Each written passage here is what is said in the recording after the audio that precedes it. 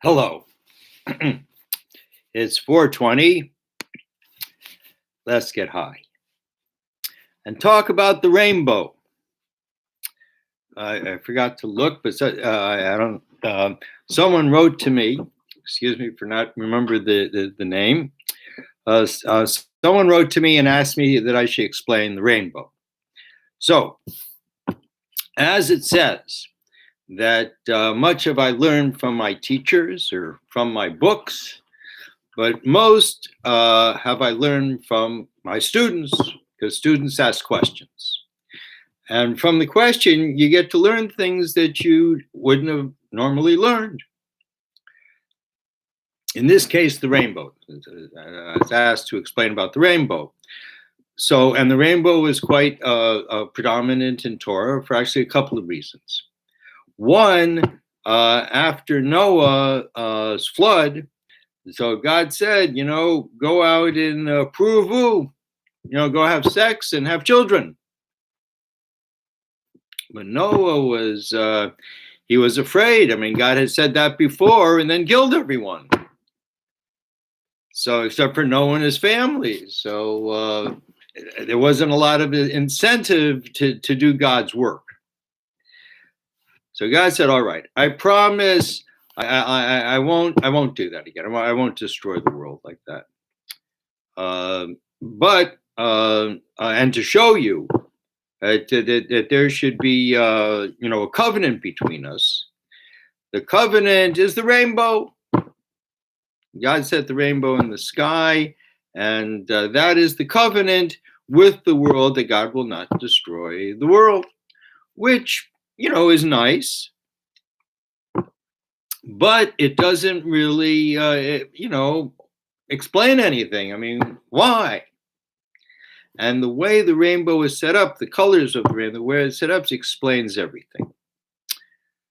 And there's one other place that the rainbow is predominant in the life of Rabbi Shimon ben Yochai, the author of the Zohar, the most mysterious book of Jewish teachings that was written 2,000 years ago, but didn't come to the world until 1,000 years later and wasn't understood until our time. Because now we have telescopes so we can look out into the heavens and see what it was talking about. So this is just as the Zohar described, and explains how the black hole came into being. And Zohar refers to the light before the black hole, on the other side of the black hole. And from the what was pushed out from the black hole, all the stars and all the everything, that's how color was introduced. Now, in our world, light has color. Light has color, and Earth has color. The light color is RGB, red, blue, and green. And if you put them all together, they become white light. So you take light and you break it down into a prism, it turns into RGB. That's like a triangle. Red's on the left, blue's on the right, and green's in the center. And but additive colors, physical colors, are the opposite. If you put them together, it makes black. If you put together red, green, it makes black. So one's additive color, one is a negative color, I guess. One, yeah. So, but the rainbow it has 7 colors, which of course 7 is related to the tree of life, the latter 7 luminaries on the tree of life, which correspond to the Earth to Pluto, 7 bodies. And each one has a vibration, in a sense, has a color. And but how are the colors arranged? In our world, the tree of life is arranged um, in three triangles. The first triangle ahead, the colors are silver, gold, and brass, or copper, probably, and Nechoshit. And then but the lower two triangles, the right arm is male, and is blue, and the red is the female, and the combination in between is then that's green, and then you have the same thing for the lower part of the body, and then lastly is woman, which is purple, color purple. But the rainbow isn't set up like that. The rainbow is set up by let's see, the first color of the rainbow is red, and then orange, and then yellow. And then the next colors are, I believe, blue, green, and indica. Okay, kind of wait, no, I think it's purple. It's purple, and then it's indigo. I think that's what I looked up on the internet. See, and so it doesn't have the same kind of configuration as does the tree of life, and we don't really find this anywhere. And what is the meaning of this, and why is this a covenant between God and the world, that God will never destroy the world again? And so I kind of like these kind of riddles. So and I'm very accustomed to looking at structure, because the tree of life is a structure of three triangles. But we know in the previous world that the structure was different. That in the previous world called Tohu, where woman was created, Tohu means chaos. And the reason it was chaotic is it was a world where everything was independent. And that's chaos. If everything's independent, it's chaos. Our world is called tikkun, fixing. We fix the chaos by making it that everyone needs something. A person wants to teach, he needs someone to listen to him or read him or something, otherwise it's a kind of a vain endeavor. And these colors, see, the things about Tohu, in the world of Tohu, they had a different basic structure form, which was a triangle at the head, and then these seven colors, one beneath the other, which is what you have in the rainbow. You have these layers of colors, one beneath another. And why should this be a sign of the covenant? Because if God destroys this world, everything goes back to Tohu. So this is kind of like a sign to God that, and God's sign to us, but it goes both ways, to remind God, hey, you might get pissed off, but you destroy us, you're going to be back in Tohu. What are you going to do then? So the rainbow is a very welcome sign in the world between us and God, to remind God that there is hope for us.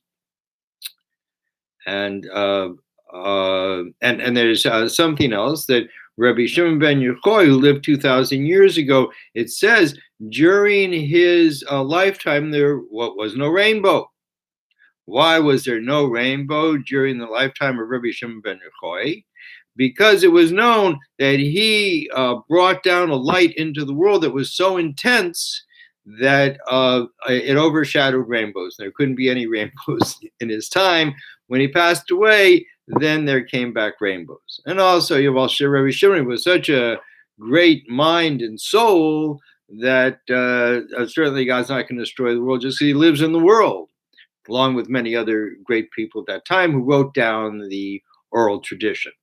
So that's what I can say about the rainbow and why the rainbow is set up like that. Oh, and there's one other thing, that see, the rainbow should end in purple, because that is the last level of the 10 Sefirot is purple, but it's not.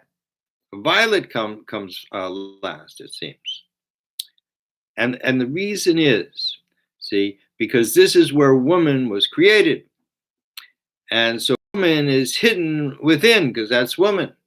And so instead of having the revelation of a woman, instead the feminine side, the left side of the leg, steps out in front, so woman can obtain modesty. And then what eventually happened is, because everything was independent, a woman wanted to have sex. And you can't have sex by yourself. So woman prayed to God, and God created man on this world. Woman was created on Mars. Man was created on this world. And when we get it all together, after 7,000 years of creation on planet Earth, we're almost at 6,000, that then will go off as one soul, man and woman. And logically, the next one has to be on Jupiter.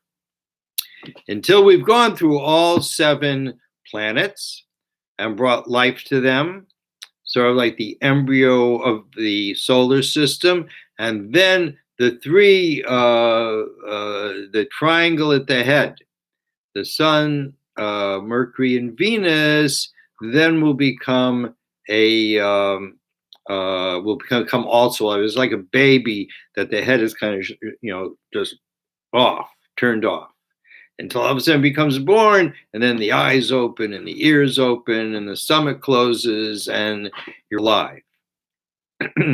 And that's what will happen to our solar system.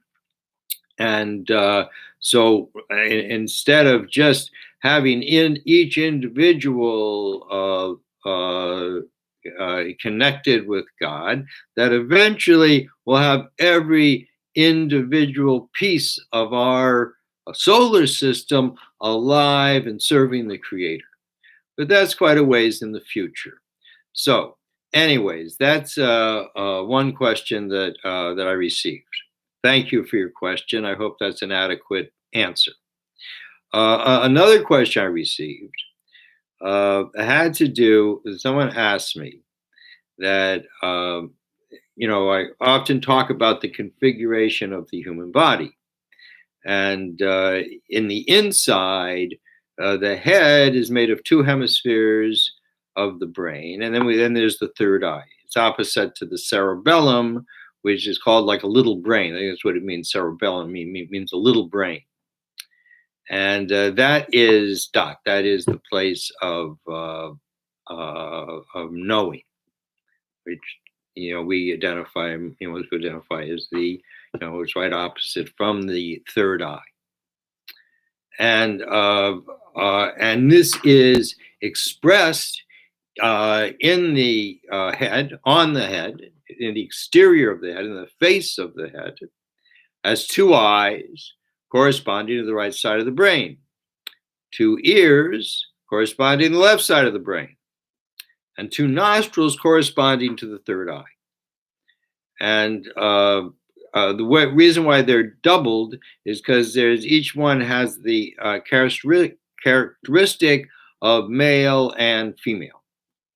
Now, the right side of the brain, where the soul enters in, is called Chokhmah Koach, the power of what? The power to to awaken and ask the question. Your brain is working if you can ask the question, Ma, why?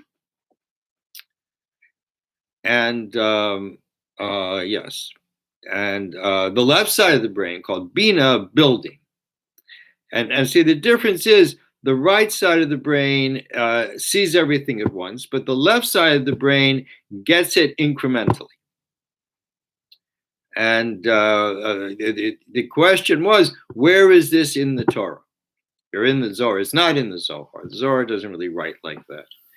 And, it's in the Kabbalah, which is really the key to the Zohar.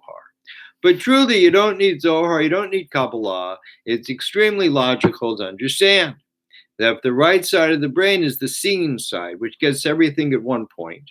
And the left side of the brain is the incremental side. Obviously, it's the hearing side because that's how we hear incrementally, word after word. But we don't see like that. We don't see this and then that. We see the whole thing. And so there's a certain type of intellect which is kind of visionary, where you see things and people talk that you see what I mean. And there's another type which is more incremental, where you say, do you understand me? That understanding is based upon, logic, ill cause and effect. Because one word means this and the next word, and if you speak incoherently, no one's going to understand you. But in seeing, it's not like you just see what it is. And so, yeah, that's and there was one other question, and this dude has to go back and maybe revisit, the transmission, because he didn't make any sense whatsoever. So why go into it? Yes. So anyway, those are questions. So I want to do them about color. So if you have any other questions, please send them in, and I'll divert myself to them. In the meantime, I like to try to kind of clock 30 minutes. And one of the things I'll continue talking about color. That color is, I said, it says in the Zohar that things happen extremely quickly in the beginning, as we see from the remnants that science picks up. And because they happen so quickly, there was no color, meaning that everything went like infinitely fast. Basically, it happened extremely quickly because there wasn't any friction. And a wavelength shows friction. And this is called the world of akudim, which means lines. And these are the lines that came out of the black hole until the creator shouted at creation, die. Die means enough. And it's interesting, Trump, when he talked, he used to always do this. And it became like a symbol for these lunatics out there. And it's interesting because this actually is the sign of Shaddai. It is the Shin, the Dalid, the Yud. And I forgot. I just want to mention. Someone else asked me if I could do this. Well, I'll wait that for later. Anyways, so when God said die to creation, God became known as Shaddai, which is the means literally the one who said enough. So I always thought it was funny that he would always make this like, it's enough. It truly is enough, and thankfully now it's the end. And so the last question that I wanted to answer was, someone asked me if I could do this in Hebrew, because obviously I know Hebrew. I read all these books. However, I have a problem, and a very I don't know if it's a unique problem, but it's an uncommon problem. And the problem is I cannot remember sound. So even though I lived in Israel for 10 years, I couldn't understand anything that anybody said. The same reason I couldn't play an instrument, because I can't remember sound. I wouldn't know how to be able to tune anything, because I can't remember one sound to compare it to another sound. And because of that, when anyone tries to talk to me in Hebrew, I freak out, because I'm trying to translate it in my mind into written Hebrew so I can read it. So I certainly would not be able to give a give a talk in Hebrew. Sorry. So, and it's a sound. I mean, again, these are these two ways that we think. We think in sound. We think in sound on the left side. We think in vision on the right side. But the truth is, I mean, these are it's not two brains. It's one brain that works together. And in Kabbalah, they're called mother and father, never separated. And sort of like in the genes of the person, there's the mother and father that you can't separate them out. You can divorce, you can separate, but you can't take the children. And this is your DNA, and this is mine. That would be interesting, but it's not like that. And we're all composed of one another, going back to the first man and woman who were made androgynous, man and woman in one body, and this whole beautiful creation was made for us in order to have pleasure. Why? Because pleasure is life. That's how we'll know to be able to keep ourselves alive. We'll do and we'll eat and we'll have things that are pleasurable. However, some things are pleasurable, but they're also very dangerous, even deadly. And so we know that there are certain things that are dangerous and deadly, and but a person, they want to, like, for example, opium. Opium is a drug that was, given to the world. Seems its base is in Afghanistan, and the reason was that even though this is a difficult world, but nonetheless, we should, we shouldn't have to suffer too much. That there are drugs to keep us out of pain, like opium. And of course, you take too much opium, you you get addicted, strung out, and suddenly pleasure turns into pain, and pleasure turns into addiction, which I mean, it's one thing you want to have pleasure, you go and have some pleasure. It's another thing when you have to have pleasure. If you don't have pleasure, you're gonna die. And it's not because of a lack of pleasure, it's because too much pleasure. So I once knew this guy in Baltimore, and he was a sex addict. He had to have sex every night. And one, it was late in the day, and I saw him, and he just looked miserable. And I said, "What's wrong, man?" And he says, "I don't have a date for tonight." And I said, "It's just one night." He said, "No, man, you don't understand." And that's the addict. That it no longer becomes pleasure, it becomes the boss. And now you're doing it just to stay alive. And so we understand that there's limits to pleasure, how much pleasure that we should have. And people who are just, obsessed with, they think that's what life is. You have pleasure, you're happy. And if you're not having pleasure, you're not happy, then life sucks, which is really stupid.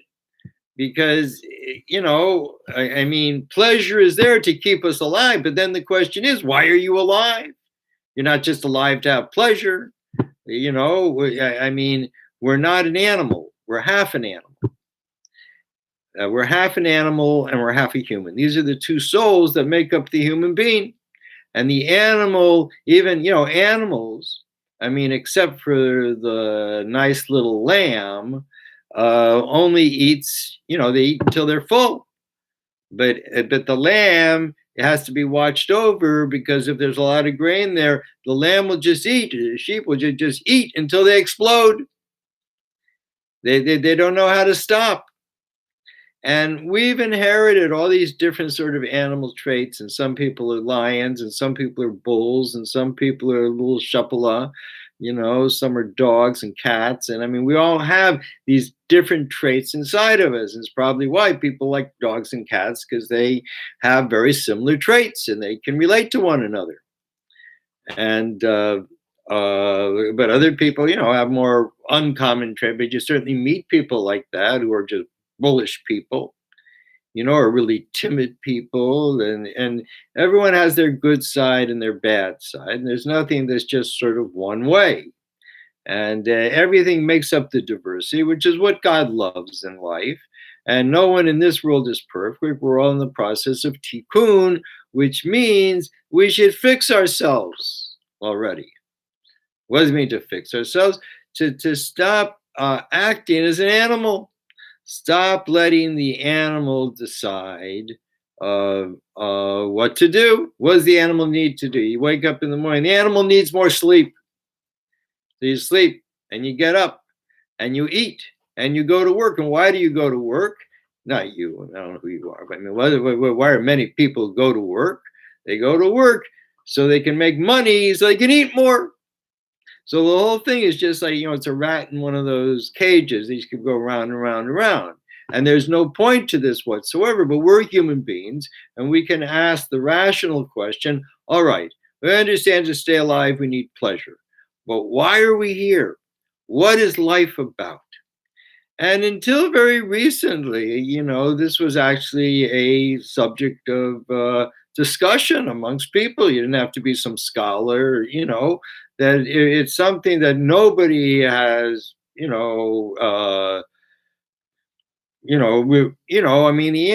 mean, there are answers. You shouldn't say no one's answer. I mean, I've answered it, but we're here to get closer to the Creator. That's how we do. We do commandments. God commanded. We do it. We get closer. That's one way. There's many ways to look at it, but many people, they're not even on that level where they understand there is a Creator, or that you can have a relationship with the Creator, which is the point of the Torah. Because God had a very close relationship with the Jewish people in order to give us the Torah, and it says that the world cannot live without Jewish people doing the 613 commandments in the Torah, which we were chosen to do. That's why we are the chosen people, and we were given the land of Israel, a little tiny slice of land, because in that place, only in that place, can these commandments, many of these commandments, not all of them, made these commandments, they can only be done on the land of Israel. So that's why that's we're the chosen people, and that's the promised land. God chose us and promised the land to go to do the commandments, and God came through with the promise. But we haven't so much come through with our side of the bargain. We made Israel into a state, which is certainly not what we want to do to the Holy Land. Instead, Israel is supposed to be a place, where the Jewish people perform the 613 commandments, and people from all over the world can come and watch us and learn from us, because other people are only commanded 7 commandments. And those 7 commandments correspond to the 7 parts of the body, and the 613 commandments correspond to the 248 limbs and the 365 connecting tissues. These are worlds are like the internal, and the rest of the world is the external. That's why the world can't live just in an external body. It needs an internal body. And to prove that this is true, that the 7 outer planets of our solar system began with the Earth at 365 days around the sun, and ends with Pluto at 248 years around the sun, the same way that the 613 commandments are divided up into positive commandments and negative commandments, how the human body is broken up. And because, as it says in the Zohar, the great mystical book of the Jewish people, that's only come to be revealed in our time, that as above, so below. And it's meant exactly that we are in that same configuration, same as the Earth, having 7 continents and 3 oceans. So take that, man. Anyone who thinks that we just came about through some stupid big bang, that after an infinity of time somehow came together and made an amoeba that eventually made an animal that eventually became a a mammal who eventually became a human being that could walk erect and talk and have the free choice to say, hey, God didn't do this, man. Must have been evolution. Well, that's the free choice. We live in such darkness that people have the right and the capacity to do that. But that means that they also have the capacity to wake up and, smell the flowers, There's this beautiful reality the Creator has made for us. There is a beautiful time system that we're on. Time is not a straight line. Time is a spiral, and we're spiraling into the conclusion, which is really beginning now at the time of the 777, which ends the whole previous 5,700 and seven. Where were we? 81. That's right, 81 years. 219 years until the 1,000 years of woman. And now is the time to make that transition, because the male agenda is over. And now the only thing we should be concerned about is the woman agenda. Someone thinks that the non-Jews could learn a lot from the Jewish people. Here's the deal, man. God told us to be lights into the nation. That's why we got, it's sort of like you just got an external body. You don't know what's going on inside. You want to go to a doctor. The guy just start teaching you about what your body, how it works. And that's what we're supposed to do. We're supposed to do these teachings and explain how the world was made and what we're doing here and how much God loves every person on this earth, that every person is a book in the library of God, and those alive, the book is open. We're writing the book every day, and God is reading it. And we don't want to shut the book on ourselves or on anybody else. And in the end, it says that we'll all be jealous from each other because we'll all have a very unique relationship with God. And there can't be anything better than that. All right. Thank you so much for watching. Check out my website. That's it. I have a website, and it's called dovidhouse.com.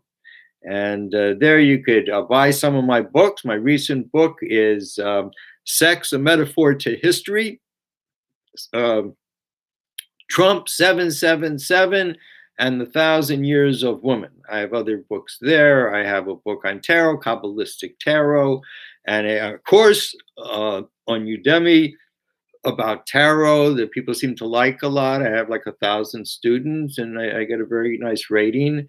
So anyways, check these things out. It all helps to spread this information in the world. Thank you. God bless you. Say hi, man.